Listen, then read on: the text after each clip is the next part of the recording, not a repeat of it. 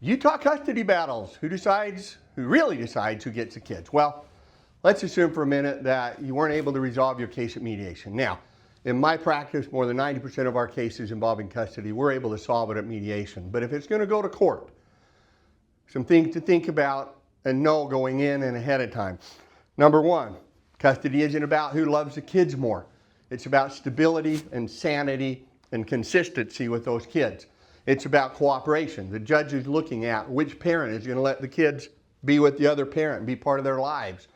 You know, which parent is going to not use the kids as a weapon, which parent has steady work, which parent cooperates and helps and is kind to the other parent, who doesn't badmouth the other parent.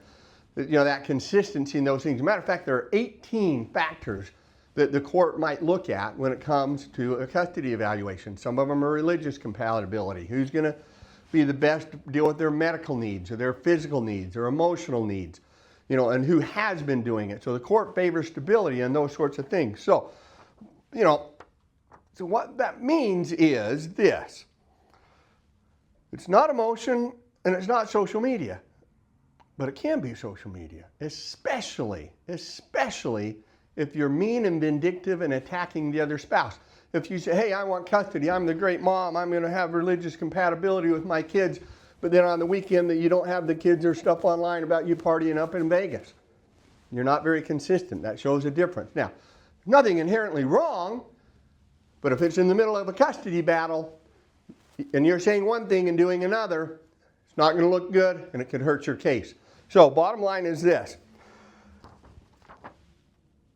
I've seen cases lost and won by Facebook posts, Instagram posts, text messages between people, you know, videos on TikTok, and that sort of stuff. So a couple of things.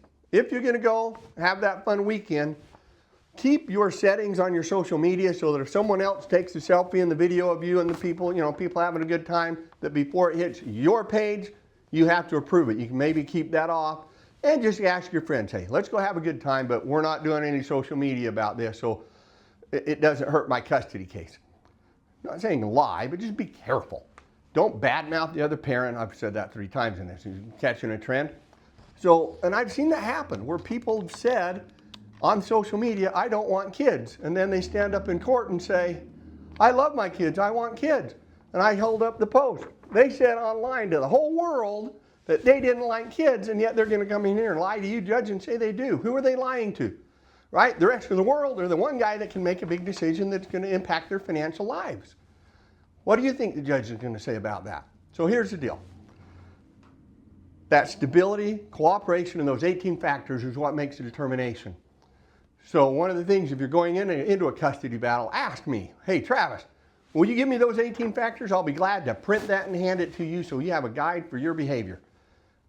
But be good at it.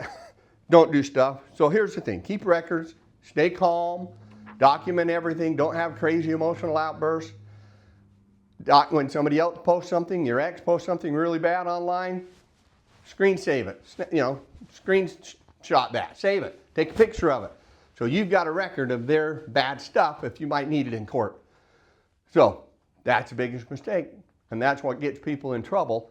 And what will sometimes hurt a custody battle more than anything is things that are said online. So be careful with that. The other thing that most of my judges that I deal with focus on a ton is which parent is going to be the most cooperative, the most willing to let the other parent be involved in the lives of the kids. There are other factors, but that's a big one. Which one is helping with homework? Which one is doing that kind of stuff? Who's responsible? Who is stable? Who seems to have the best bond with the kids? Those are the things that the court's going to look at, and then you need to make sure that you're doing things that aren't going to hurt that or make you seem like a hypocrite.